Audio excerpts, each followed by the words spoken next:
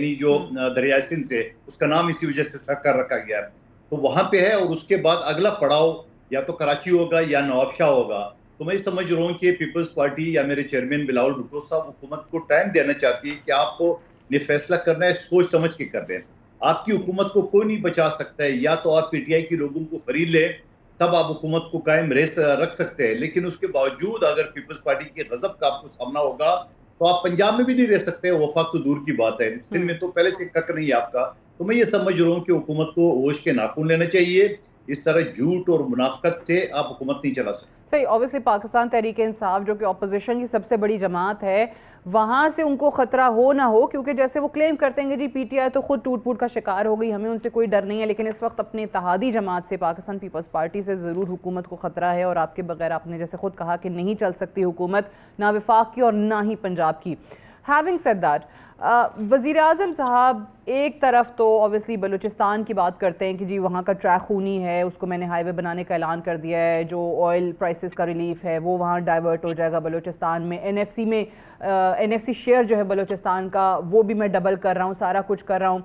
फिर आप लोगों का वहाँ पर सिंध के हवाले से जो तहफ़्फ़ुज़ात हैं, वो क्या वजह है, क्या वजह है आपकी नज़र में कि नहीं उस तरीके से सुने जा रहे हैं? और साथ ही साथ ये सीसीआई पे आप लोगों ने हमेशा इसकी इंपॉर्टेंस पे जोर दिया, आईनी तौर पे बुलाना बनता है, उस पर भी हुकूमती लोग कहते हैं कि जी बुला लेंगे, वो तो बड़ा मसला नहीं है, लेकिन क्यों कॉल नहीं हो रही अभी तक? सादिया साहबा, आइन के मुताबिक सीसीआई की मीटिंग हर 3 महीने में बुलाना लाजमी है।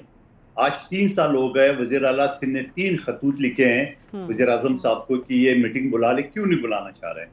नंबर 1 बात। दूसरी बात ये कि आप, मुझे कम से कम तारीख में याद नहीं है कि कोई वज़ीर आज़म काबीना से खिताब बराह रास्त करते हुए इतना बड़ा झूठ कौम के सामने बोले जो उन्होंने पेट्रोल की मद में बोला। 9 बजे मैं टीवी के सामने खड़े वज़ीर आज़म भाषण दे रहे थे कि पेट्रोल सस्ता होगा आज, और 1 बजे बयान आ जाता है कि पेट्रोल सस्ता नहीं होगा क्योंकि बलूचिस्तान बड़ा गरीब है, बड़ा पसमानदा है, हम उनको ये भीख दे रहे हैं। भीख ही हुआ ना। आप बलूचिस्तान के मादनियात पे हड़पने के लिए तो आप पर तोल रहे हो, खैबर पख्तूनख्वा के मादनियात पे आप हड़प करने के लिए पर तोल रहे हो, सिंध के गैस पहले ही आप हड़प कर चुके हैं। आपको पता है कि पाकिस्तान का पूरा से जो गैस है वो 89% सिंध से प्रोड्यूस होता है, और वो गैस कहाँ जा रहा है आपके सामने के बाद के कराची मेट्रोपॉलिटन सिटी है, यहाँ गैस नहीं है। खुद मेरे और शहबाज शरीफ साहब के हल्का और मुखबर खास मुस्तफ़ा कमाल के हल्के में गैस नहीं है।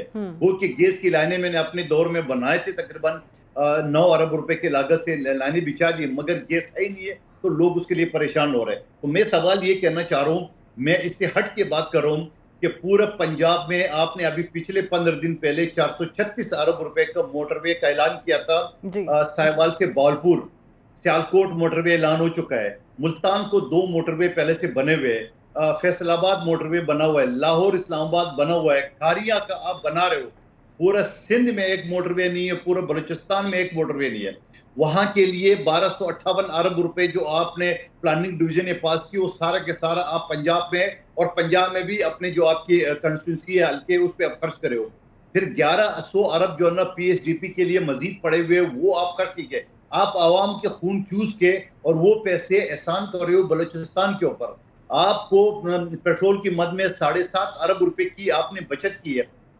बलूचिस्तान को रोड के लिए आप दे रहे खूनी रोड है 300 अरब, तो बाकी पैसे किधर गए? नंबर 1 बात। और दूसरी बात ये कि मुझे एग्जैक्ट याद है क्योंकि मैं ओरिजिनली ताल्लुक बलूचिस्तान से है, इस रोड पे मैं तकरीबन गुजरता रहता हूँ। ये रोड आज से 2.5 साल पहले शहबाज शरीफ साहब खुद इफ्तिताह कर चुका है, और ये दौरानिया बताया था कि 2 साल के अंदर मुकम्मल होगा। आज 2.5 साल बाद आप उसी रोड का दोबारा इफ्तिताह, अच्छा, ये वही रोड है जिसका दोबारा इफ्तिताह हो रहा है? नहीं, सादिया, ये रोड का इफ्तिताह शहबाज शरीफ साहब खुद कर चुका है, और ये 2 साल में मुकम्मल होना हो। उसका फंड किधर गया?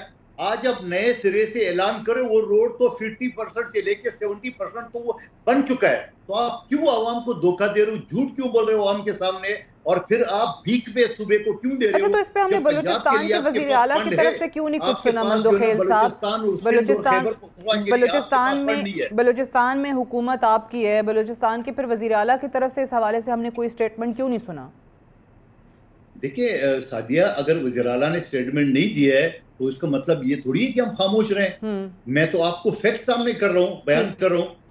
अगर वज़ीर आला बेचारा इस चीज पे खुश हो रहा है कि वो कहते हैं ना कि वो वज़ीर आला हैं, भागते हुए चोर की लंगोटियां ही सही है, तो फिर मैं तो खामोश नहीं रहूंगा, मेरी पार्टी तो खामोश नहीं रहेंगी। लेकिन मैं फिर सवाल दोहरा रहा हूं कि पूरे पंजाब में मोटरवे बन रहे और वो पीएचडीपी से फंड, चाइना फंड से आप खर्च करे हो। जैसे यहाँ आपने दो सूबों में एक मोटरवे नहीं है, वो भीख के पैसों से, आवाम के खून मुझे बिल्कुल ठीक है मंदोखिल साहब, मुझे लेकिन हैरत ये हुई कि आपने जैसे खुद कहा आपका ताल्लुक बलूचिस्तान से, ऑब्वियसली आपको ज़्यादा बेहतर पता है कि आप ये चीज़ें जो हैं वो रेज़ कर रहे हैं, ये कंसर्न्स अपने बता रहे हैं बलूचिस्तान के हवाले से। बलूचिस्तान के वज़ीर आला जो कि आप ही की पार्टी के वज़ीर आला हैं, उन्होंने आज तक इस पर कभी कोई बात ही नहीं की है। मुझे ये बताइए कि ये जो सिंध वाला कैनाल्स का इशू है, इसमें ज़ाहिर है MQM भी क्लेम करती है, हैदराबाद, कराची, सिंध सारा, उस जमात के साथ कोई इस हवाले से बात हुई है कि जो आप अपना प्रोटेस्ट यहाँ पर दोबारा सखर में करने की बात कर रहे हैं, कल हुआ है और इतने अरसे से कर रहा है, MQM का कोई मौक़िफ़ है? उनके पास वजारतें भी हैं, वो भी इत्तेहादी है हुकूमत की उसी तरीके से, फ़र्क सिर्फ इतना है आपने वजारतें नहीं ली, उन्होंने वजारतें ले ली। लेकिन क्या वो इस इशू पे आपका साथ देने को तैयार हैं? क्या उन्होंने ऐसा अपना कोई इरादा आप लोगों को बताया है? देखिए, पहले जो सेगमेंट में आपका सवाल था वज़ीर आला बलूचिस्तान खामोश क्यों है, मेरे ख्याल में वज़ीर आला बलूचिस्तान ये सोच रहे भागते चोर की लंगोटिया ही सही, क्योंकि पैसा तो कुछ दे नहीं रहे, सारा के सारा पंजाब पे खर्च कर रहे। 95% सी पैक जो चाइना ने बनाए थे, ग्वादर करोड़ तो आपने बना लिए, नहीं बनाया, मगर पंजाब में मोटरवे बना रहे हो, तो ये वक्त आपको सवाल जरूर खड़ी करेगा। बाकी जो आपने MQM की बात की, आपको याद होगा पिछले महीने MQM, PTI और जमा इस्लामी की यहाँ पे सिंध असम्बली से बाकायदा मुश्तरका करारदाद पास हो चुकी है। फिर उसके बाद जब वफाक में हम चले गए, वहां पे दोबारा 7 अप्रैल को हमारी करारदाद जमा हुई है कौमी असम्बली में, और वहां पे MQM ने भी मुंह मोड़ लिए, PTI भी भाग गई है और नून लीग की मुनाफकत तो आपके सामने की आ रही है। तो मैं ये समझ रहा हूँ कि जारी बातें जो जिस तरह मुखबरों का टोला MQM की सूरत में इख्तियार किए अगलों ने, तो वो तो वही करेंगे जो चाबी वो घुमाएंगे। जब वो चाबी घुमाएंगे तो यकीनन वो उनकी जो है वो बांसुरी पे नाचेंगे। लेकिन सवाल ये है कि यहाँ 40 साल से जो MQM की हुकूमत रही, मुख्तलिफ अदवार में, चाहे डिक्टेटर्स हो चाहे जमहूरियों में, आपने कराची की लाशें याद नहीं है, आपकी कराची की चाइना कटिंग याद नहीं है, आपके यहाँ जो लिसानी फसादात याद नहीं है। तो ये सारा के सारा तो MQM के कर दे हुए। तो MQM की बात हम क्या करें? अगर कराची में अगर वोट बैंक है तो अल्ताफ हुसैन के, इन मुखबरों का तो कोई वोट ही नहीं है जो बातें कर रही है। चलें, बिल्कुल ठीक है, आपने कहा पे MQM भी भाग गई और PTI भी भाग गई, अपने स्टैंड से पीछे हट गई इस इशू के ऊपर।